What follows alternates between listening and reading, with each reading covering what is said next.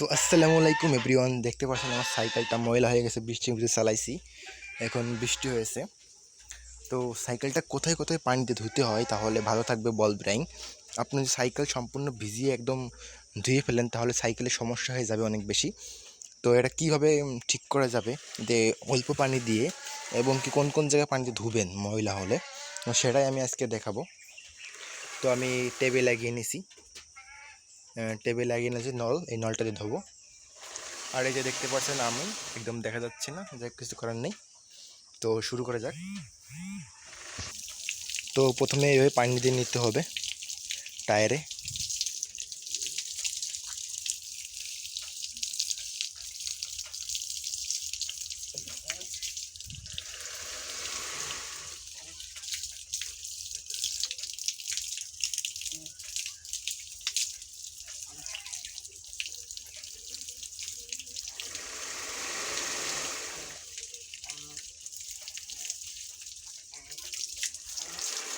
টায়ারে সুন্দর করে পানি দিয়ে নিলাম। এবার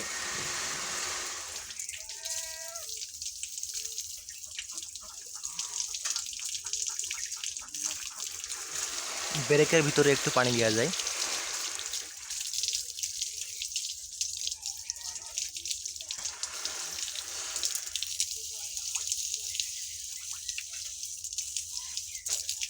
এটা ব্রেকের মধ্যে একটু পানি দিতে হবে,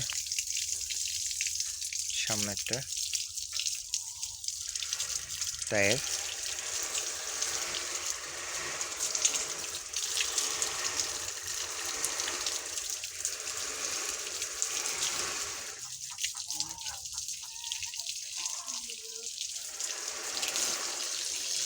তো গাইস এইভাবে ধুতে হবে। দেখেন কিভাবে আমি গিয়ারের মধ্যে পানি দিচ্ছি, এখানে ময়লা জমে যায় তখন স্লিপ করে। এগুলো হচ্ছে কেসেট বলে।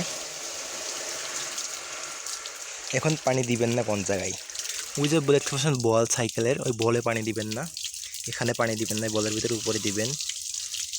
তারপরে এই হাফসে দিবেন, কিন্তু বলে দিবেন না, তাহলে বল জাম হয়ে যাবে, পেডেলে যেন না যায় ভিতরে।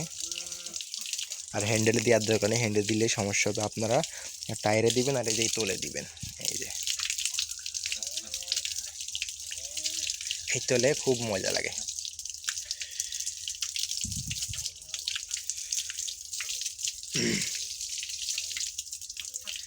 এইভাবেই সাইকেল ধুতে হয়। আর আপনাদের যদি বেশি কাদা লাগে তাহলে একটু করে নিতে পারেন, তাহলে ঘষে নিতে পারেন হুইল পাউডার মাটার দিয়ে। আমার তো বেশি কাদা লাগেনি, এই জন্য করতেছি না। আর সাসপেনশনের উপরের দিকে পানি দিবেন না, তাহলে সাসপেনশনের মতো পানি ঢুকে যাবে। আমার এটা বৃষ্টির জন্য গেছে, আমি এখনই মুছে ফেলবো। আর আমি তো ওয়াশ করি।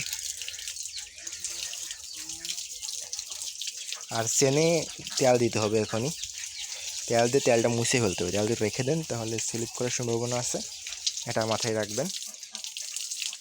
তো আমার সাইকেলটা ধোয়া হয়ে গেছে, আমি এখন ট্যাপটা অফ করে দিব।